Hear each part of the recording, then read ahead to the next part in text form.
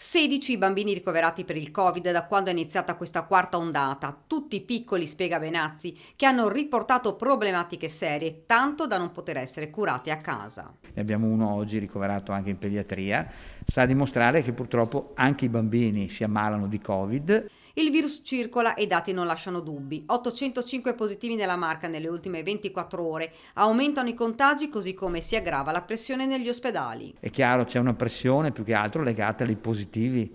Abbiamo tantissimi positivi, soprattutto nell'area dell'Asolano, che stanno aumentando e quindi questo comporta ovviamente anche ricoveri ospedalieri legati al fatto che soprattutto i non vaccinati stanno entrando in ospedale e l'età si è molto abbassata, che va di una media tra i 45 e i 55 anni. 293 le persone ricoverate nei vari nosocomi, 38 si trovano negli ospedali di comunità, 24 in terapia intensiva. E questo è l'andamento del 2021, siamo il giorno 14, 293. Questo è l'andamento del 14 dicembre, siamo a 400 e qualcosa.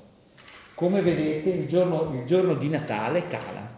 Una curva, spiega Benazzi, che seppur con numeri diversi sta mantenendo lo stesso andamento dell'anno scorso. Continuano ad aumentare le classi in quarantena, la fascia tra i 12 e i 20 anni rimane quella più colpita. Il punto tamponi dell'ex dogana continua ad essere preso d'assalto. È arrivata dall'ULSS 2 la decisione di riaprire venerdì ufficialmente il centro della zona industriale di Dosson, questo per cercare di decongestionare l'ex dogana. Sarà accessibile dalle 8 alle 20, così come è stato prolungato anche l'orario Oderzo, sempre del centro tamponi.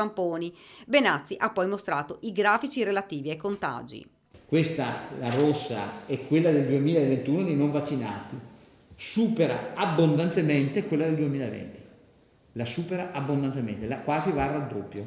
Non ultimo caso a Fenzi, centro servizi per persone non autosufficienti di Conegliano ha accolto la richiesta pervenuta dall'ULSS 2 di Treviso di mettere a disposizione un'area di 430 metri quadri per accogliere degenti degli ospedali provinciali.